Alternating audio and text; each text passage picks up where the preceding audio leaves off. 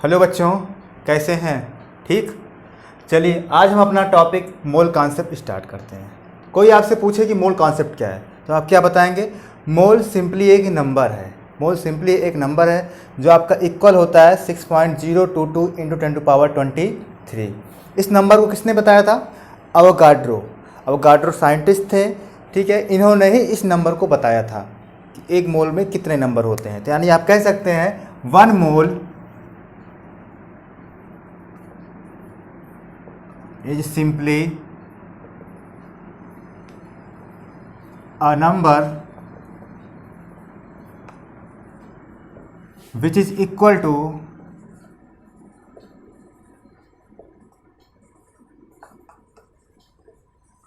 6.023 into 10⁻23। इसके equal होता है 1 मोल। इस नंबर को और क्या बोल सकते हैं? This number is also known as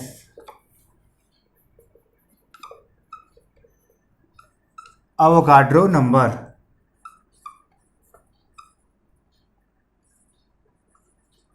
Avogadro number, इसको आप एन ए से डिनोट करते हैं। कैपिटल एन नीचे आपका ए रहेगा, एन ए से डिनोट करते हैं। या इसी को, इस नंबर को ही आप बोल सकते हैं अवोगाड्रो कांस्टेंट, या इस नंबर को आप अवोगाड्रो नंबर भी बोल सकते हैं, ठीक है। यानी 1 mole is simply a number which is equal to 6.023 in 10⁻23। This number is also known as Avogadro number और अवोगाड्रो कांस्टेंट। क्या जरूरत पड़ी इस मोल को लाने की? जैसे आप जानते हैं, आपने सुना होगा 1 dozen is equal to 12 item होते हैं। आप बोलते हैं 1 दर्जन केला दे दीजिए तो आपको 12 केले देता है। उसी तरीके से और भी आपकी यूनिट होती है। अगर आपसे कहे 1 ग्रास, तो 1 ग्रास का मतलब कितना आइटम होता है? 144 आइटम होता है। इसी तरीके से आपका होता है 1 स्कोर। इसमें कितने आइटम होते हैं? 20 आइटम होते हैं, ठीक है। तो 1 डोजन का मतलब हो गया 12 आइटम, 1 ग्रास का मतलब होता है 144 आइटम, और उसी तरीके से 1 स्कोर का मतलब होता है 20 आइटम। और इसी तरीके से 1 मोल का, 1 मोल पूछे तो 1 मोल में कितने आइटम होंगे? 6.023 इंटू 10⁻23 इतने आइटम होंगे, ठीक है। इसकी क्या जरूरत पड़ी? तो जैसे अगर हम बात करें एटम और मॉलिक्यूल की, तो एटम और मॉलिक्यूल दोनों की साइज बहुत छोटी होती है, लेकिन इस छोटी सी साइज में नंबर ऑफ पार्टिकल्स बहुत ही ज़्यादा होते हैं, ठीक है। अब इसको हैंडल करने के लिए हमको एक स्मॉलर मैग्नीट्यूड की ज़रूरत थी। इस नंबर ऑफ पार्टिकल्स को छोटे फॉर्म में पढ़ने के लिए, यानी इसको हैंडल करने के लिए हमको एक स्मॉलर मैग्नीट्यूड की ज़रूरत थी। तो उसी के लिए ये आपका 1 मोल वर्ड आया है। अब इसी 1 मोल में इतने सारे पार्टिकल्स आ गए, 6.023 इंटू 10⁻23, ठीक है। ये बहुत ही बड़ी संख्या है, लेकिन इतनी बड़ी नंबर को हम क्या बोल दे रहे हैं? केवल 1 मोल। अगर 1 मोल की बात आ गई, 1 मोल में इतने सारे आपके पार्टिकल्स आ जाएंगे, ठीक है। चलिए, अब ये जो 6.023 इंटू 10⁻23 ये किसके लिए है? ये आपके अमाउंट ऑफ सब्सटेंस को मेज़र करने के लिए है। केमिस्ट्री में आप लिख सकते हैं 1 मोल इज अ यूनिट, एक यूनिट है which measure the amount of substance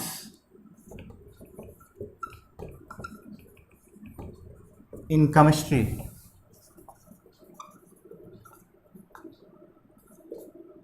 यही मोल है। 1 मोल इज अ यूनिट, ये एक यूनिट होती है which measure the amount of substance. इसी को मेज़र करने के लिए ये आपका 1 मोल वर्ड आया हुआ है। चलिए, अगर आपसे कोई कहे कि 1 मोल बुक, तो 1 मोल बुक का मतलब क्या हुआ? कितनी बुक हुई? 1 मोल बुक का मतलब 6.023 इंटू 10⁻23 इतनी बुक्स हो गई आपकी। मतलब इस इतने वर्ड में 1 मोल बुक में इतनी सारी आपके बुक्स छुपी हुई हैं, इतने सारे पार्टिकल्स आपके हिडन हैं। इसी तरीके से कोई कहे 1 मोल पेन,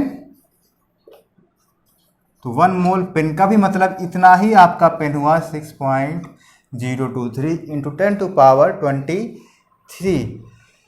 अब इसी को केमिस्ट्री की लैंग्वेज में आइएगा। अगर आपसे कोई कहे कि 1 मोल सब्सटेंस, 1 मोल सब्सटेंस का मतलब क्या हो गया 6.023 इंटू 10⁻23 सब्सटेंस, इतना सब्सटेंस हो गया।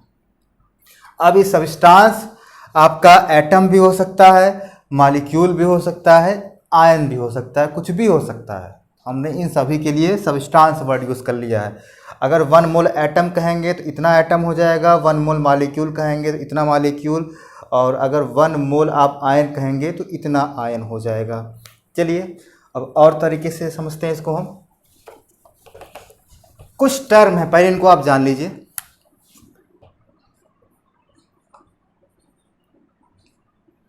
बेसिक टर्म्स हैं।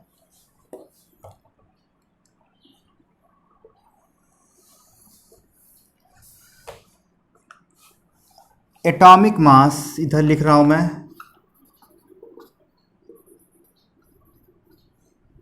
इधर आपका लिखता हूं मॉलिक्यूलर मास,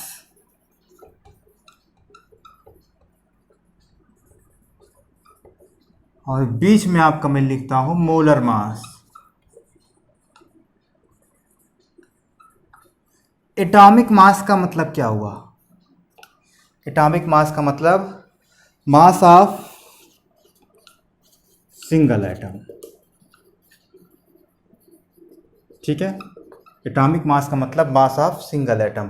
और मॉलिक्यूलर मास का भी मतलब ऐसे ही हुआ कि मास ऑफ सिंगल मॉलिक्यूल,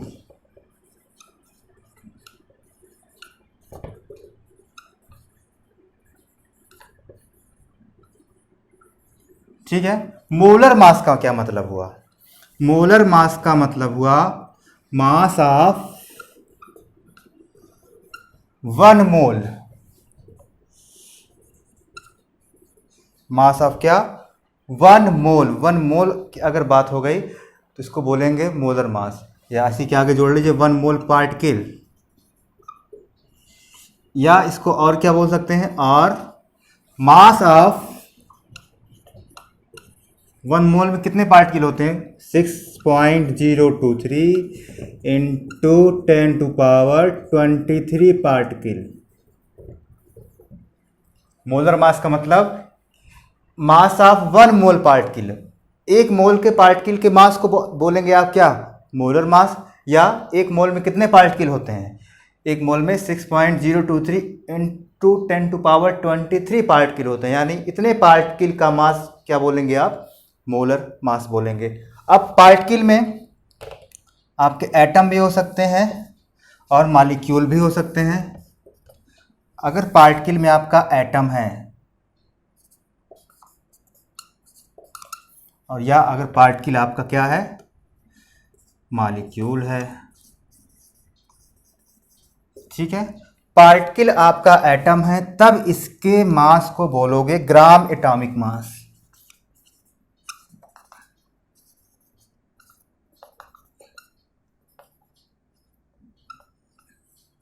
और पार्टिकल अगर आपका मॉलिक्यूल है तो इस मॉलिक्यूल के मास को बोलोगे ग्राम मॉलिक्यूलर मास।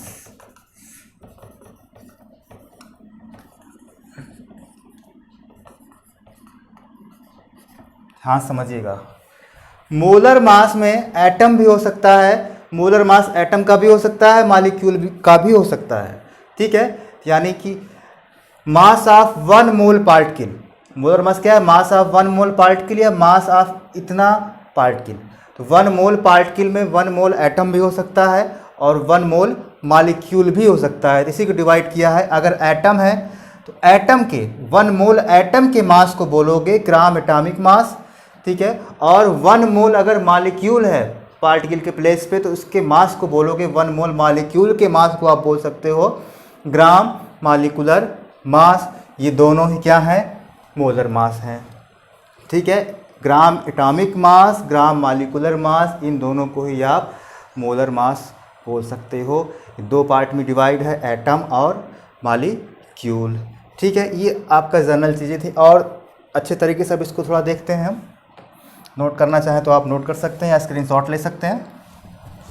अगर आपसे कोई कहे कि 1 मोल इलेक्ट्रॉन बताइए, 1 मोल इलेक्ट्रॉन कितने पार्टिकल हैं, तो आप क्या बताएंगे 6.023 × 10⁻23। 1 मोल आयन में कितने पार्टिकल होंगे, तो 1 मोल आयन में भी इतने ही पार्टिकल होंगे। अगर 1 मोल वर्ड लगा हुआ है तो इतने ही पार्टिकल होंगे, चाहे कहीं भी लगा हो। ठीक है, जैसे देखिए नाइट्रोजन की बात कर रहा हूँ मैं, एग्जाम्पल लिया हूँ नाइट्रोजन। ठीक है, इधर मैं लिखा हूँ 14 यूनिट। ये क्या है 14 यूनिट, ये नाइट्रोजन का एटॉमिक मास है। एटॉमिक मास को यूनिट में बताया जाता है ना, यूनिट, यू का मतलब होता है यूनिफाइंग मास। पहले AMU था एटॉमिक मास यूनिट, बाद में केवल यू हो गया था, यू का मतलब होता है यूनिफाइंग मास। अब यहाँ पे देखिए ये एटॉमिक मास है, अगर यहाँ पे मैं लिख दूँ 14 ग्राम, 14 यू लिखा था यहाँ पे हमने लिखा है 14 ग्राम। अब ये 14 ग्राम क्या है इसका, ये 14 ग्राम है इसका ग्राम एटॉमिक मास। यानी किसी एटम के मास को, किसी एटम के मास को अगर हम ग्राम में रिप्रेजेंट करते हैं, ये एटम का मास था, इस एटम के मास को अगर हमने ग्राम में रिप्रेजेंट कर दिया, तब ये हो गया ग्राम एटॉमिक मास। या इसको और क्या दिखा सकते हो आप, mass of 1 mole, 1 mole nitrogen. ये मास ऑफ क्या है, 1 मोल नाइट्रोजन है, या मास ऑफ 6.023 × 10⁻20। ध्यान समझिएगा, किसी एटम के मास को ग्राम में रिप्रेजेंट करना क्या कहलाएगा, gram atomic mass. Gram atomic mass का मतलब हुआ कि मास ऑफ 1 मोल नाइट्रोजन, या 1 मोल नाइट्रोजन का मतलब क्या हो गया, मास ऑफ 6.023 × 10⁻23। यानी इतने नाइट्रोजन के इतने एटम के मास किसके बराबर होंगे, इसके 1 मोल के बराबर होंगे। यानी इसी के 1 मोल को आप बोल सकते हो ग्राम एटॉमिक मास, और ये किसके बराबर है, 14 ग्राम के बराबर है। इसी तरीके से अगर इसके प्लेस में मैं हाइड्रोजन ले लेता हूँ, हाइड्रोजन ले लूँ, सॉरी H2O ले लेता हूँ, तो H2O का मास होता है 18 यूनिट, ये इसका मॉलिक्यूलर मास है। H2O तो मॉलिक्यूल है ना, ये एटम था तो इसीलिए एटॉमिक मास था, ये मॉलिक्यूल है तो यहाँ पे हो गया मॉलिक्यूलर मास 18 यूनिट हो गया। अब यहाँ पे फिर क्या होगा, 18 ग्राम कर दूँ, 18 ग्राम क्या हो गया, इसका ग्राम मॉलिक्यूलर मास हो गया। अब ये ठीक है, यहाँ पे मॉलिक्यूलर मास था। अब इसी मॉलिक्यूलर मास को या आपने ग्राम में रिप्रेजेंट कर दिया तो हो गया ग्राम मॉलिक्यूलर मास, या यही इसके क्या, इसका 1 मोल है। ये वाटर का क्या है, 18 ग्राम वाटर का 1 मोल होता है, तो इसमें कितने पार्टिकल होंगे, 6.023 × 10⁻23। यानी मास ऑफ इतना पार्टिकल, इतने पार्टिकल के मास को, वाटर के इतने पार्टिकल के मास किसके बराबर होगा, 1 मोल के बराबर होगा। या इसको आप बोल सकते हो ये क्या है, इसका ग्राम मॉलिक्यूलर मास है, और ये कितना है आपका, 18 ग्राम है। ठीक है, चलिए इतना आप नोट करना चाहें तो कर सकते हैं, स्क्रीनशॉट ले लीजिएगा। चलिए अगर इसको और दूसरे तरीके से समझिए, अगर आपसे कहा जाए 1 मोल एटम, 1 मोल एटम का मतलब कितना पार्टिकल हो गया, 6.023 × 10⁻23 एटम। 1 मोल एटम का मतलब इतना एटम, और इतना एटम को आप बोल सकते हो 1 ग्राम एटम।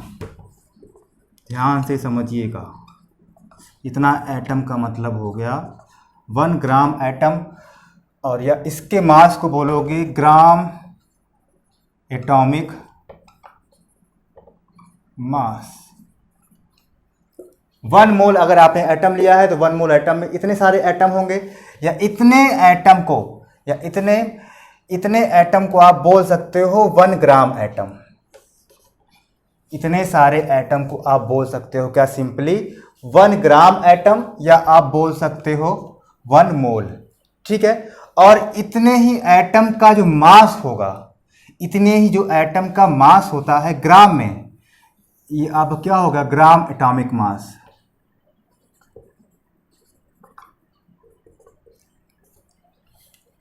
ठीक है, मास इन ग्राम, इतने ही एटम का मास ग्राम में क्या कहलाएगा, ग्राम एटॉमिक मास कहलाएगा। उसी तरीके से अगर मैं मॉलिक्यूल ले लूं, 1 मोल मैं अगर मॉलिक्यूल ले लूं तो इसमें भी इतने ही पार्टिकल होंगे। यहां पे मॉलिक्यूल लिखेंगे आप।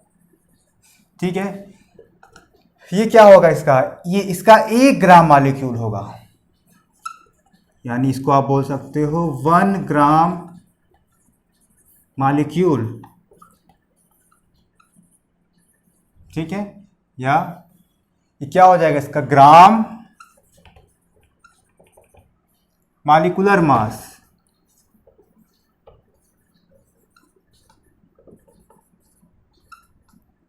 ठीक है, ये आपका 1 मोल है, 1 मोल में इतने पार्टिकल है, और इतने पार्टिकल को आप बोल सकते हो, इतने पार्टिकल को आप क्या बोल सकते हो, 1 ग्राम मॉलिक्यूल। मॉलिक्यूल है ना, इतने सारे मॉलिक्यूल को आप बोल सकते हो 1 ग्राम मॉलिक्यूल, या इतनी को आप क्या बोल सकते हो, इसी नंबर को आप बोल सकते हो 1 मोल, या इतने ही पार्टिकल को आप बोल सकते हो 1 ग्राम मॉलिक्यूल। और इसी का अगर मैं रिप्रेजेंटेशन ग्राम में कर दूं, इतने सारे मॉलिक्यूल का वेट अगर मैं ग्राम में दिखाऊं तो ये क्या हो जाएगा, ग्राम मॉलिक्यूलर मास। इतने सारे पार्टिकल का मास ग्राम में रिप्रेजेंट करेंगे तो मास इन ग्राम क्या हो जाएगा, ग्राम मॉलिक्यूलर मास। अब ये दोनों ही क्या हैं आपके, ये दोनों ही क्या है आपके, मोलर मास है ना, ये दोनों ही आपके क्या हैं, मोलर मास है। अभी आपने टर्म हमने दिखाया था, 3 टर्म थे, जो आपका मोलर मास था। मोलर मास में आपके एक साइड एटम था, एक साइड मॉलिक्यूल था। अगर एटम के मास को ग्राम में रिप्रेजेंट कर रहे हो तो मोलर मास तब भी था, अगर आपके मॉलिक्यूल के मास को ग्राम में रिप्रेजेंट कर रहे हो तो वही मोलर मास का ही पार्ट था। तो अगर आप किसी एटम या मॉलिक्यूल के मास को ग्राम में रिप्रेजेंट कर रहे हैं तो वो क्या है, उसका मोलर मास है। ठीक है, चलिए अब अगर गैस की बात की जाए, गैस की बात की जाए, इन गैसियस सिस्टम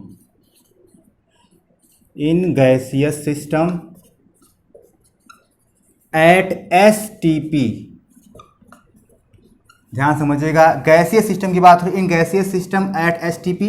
एसटीपी का मतलब क्या हुआ, स्टैंडर्ड टेम्परेचर प्रेशर होता है, तो टेम्परेचर कितना होगा 273 केल्विन होगा, और प्रेशर कितना होगा 1 atm होगा। अगर टेम्परेचर इतना केल्विन है, प्रेशर 1 atm है, इसको बोलेंगे स्टैंडर्ड टेम्परेचर प्रेशर। ठीक है, तो अगर कोई आपका मॉलिक्यूल गैस है तब इसके लिए 1 मोल क्या होगा, तब 1 मोल गैसियस मॉलिक्यूल, 1 मोल गैसियस मॉलिक्यूल इतने ही पार्टिकल होंगे, 6.023 इंटू 10⁻23 मॉलिक्यूल होंगे किसके, गैस के। ध्यान समझिएगा, अगर हम 1 मोल गैसियस मॉलिक्यूल ले लें तो गैसियस मॉलिक्यूल में भी इतने ही मॉलिक्यूल होंगे, 6.023 इंटू 10⁻23 मॉलिक्यूल होंगे। और गैस की एक प्रॉपर्टी होती है कि गैस जितना स्पेस पाएंगे पूरे स्पेस में स्प्रेड होते चले जाते हैं। तो इतने गैस का जो वॉल्यूम होगा, कितना वॉल्यूम कवर कर, इतने सारे गैस के मॉलिक्यूल कितना वॉल्यूम कवर करेंगे, 22.4 लीटर। इतने गैस का वॉल्यूम होता है, इतने सारे गैस के पार्टिकल का ये वॉल्यूम होता है, ठीक है। और इतना लीटर, इतने पार्टिकल का, गैस के इतने पार्टिकल का अगर ग्राम में मास निकालेंगे तो ये हो जाएगा ग्राम मॉलिक्यूलर वॉल्यूम, ठीक है। इसको बोलेंगे आप, इतने सारे मॉलिक्यूल का ग्राम में निकालेंगे वॉल्यूम तो हो जाएगा ग्राम मॉलिक्यूलर वॉल्यूम, या इसी को बोला जाता है मोलर वॉल्यूम। Molar volume. तो चलिए देखिए, अभी आपने एक टर्म देखा मोलर वॉल्यूम, कैसे डिफाइन करेंगे, the volume occupied by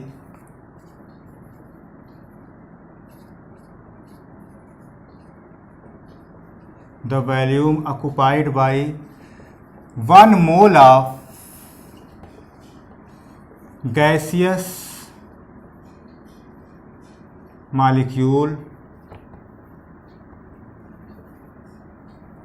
is called क्या, मोलर वॉल्यूम।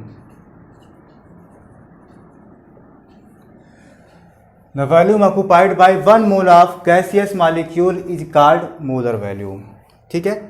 अब चलिए कुछ एग्जाम्पल लेते हैं हम। ऐसे कहा जाए कि 1 मोल H2, 1 मोल H2 का STP पर वॉल्यूम कितना होगा, STP स्टैंडर्ड टेम्परेचर प्रेशर कितना होगा, 22.4 लीटर होगा। और कहा जाए, पूछा जाए इसमें कितने पार्टिकल होंगे तो कितने होंगे, 6.023 इंटू 10 टू पावर 23 ही पार्टिकल्स इसमें होंगे, ठीक है। उसी तरीके से दूसरा एग्जांपल लिया जाए, कहा जाए 1 मोल CO2 में, गैसियस सिस्टम को बता रहा हूँ, हाइड्रोजन भी गैस है, कार्बन डाइऑक्साइड भी गैस है, तो इसका भी अगर STP पे बात किया जाए, स्टैंडर्ड टेम्परेचर प्रेशर, तो स्टैंडर्ड टेम्परेचर प्रेशर पे कार्बन डाइऑक्साइड का भी वॉल्यूम कितना होगा, कार्बन डाइऑक्साइड के 1 मोल का वॉल्यूम भी इतना ही लीटर होगा, हाइड्रोजन के 1 मोल का वॉल्यूम भी इतना ही लीटर होगा। अगर 1 मोल सल्फर डाइऑक्साइड ले लूँ तब भी इसका वॉल्यूम कितना होगा, 22.4 लीटर होगा। और ये सब किसके बराबर होंगे, 6.023 इंटू 10 टू पावर 23, लेकिन सभी का मास अलग अलग होगा भाई। अब 1 मोल H2 का मास कितना होगा, 2 ग्राम होगा। 1 मोल CO2 का मास कितना होगा, कार्बन डाइऑक्साइड का मास निकाल लीजिएगा, कार्बन का 12 होता है और ऑक्सीजन का 16, 2 ऑक्सीजन है, 16 प्लस 16 32 में 14 कितना हो जाएगा, 44 ग्राम। उसी तरीके से 1 मोल SO2,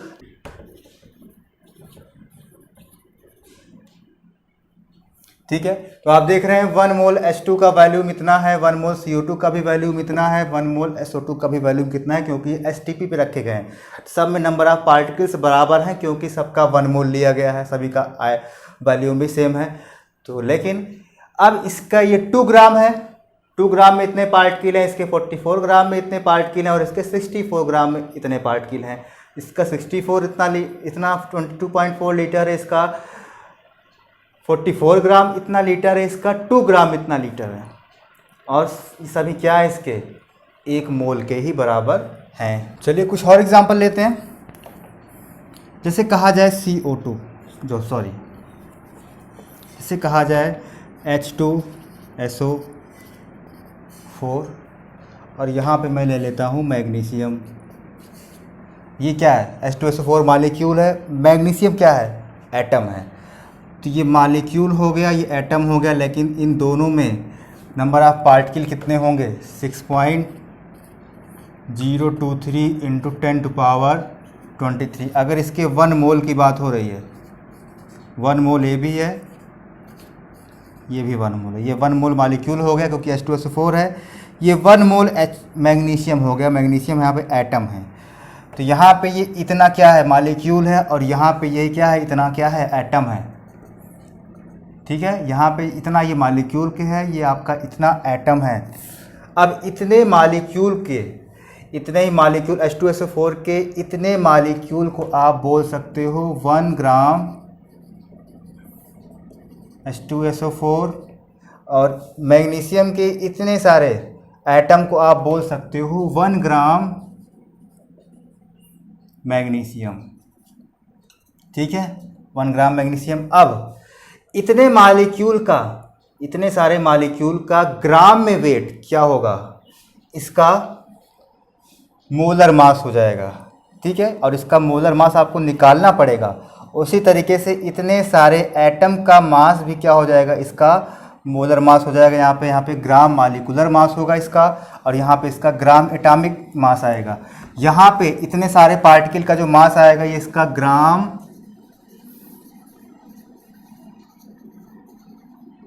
मॉलिक्यूलर मास होगा। यहाँ पे क्या होगा, ग्राम एटॉमिक मास। हैं दोनों मोलर मास के ही पार्ट, ये भी मोलर मास है, ये भी मोलर मास है, लेकिन ये ग्राम मॉलिक्यूलर मास है, और ये क्या है, ग्राम एटॉमिक मास है।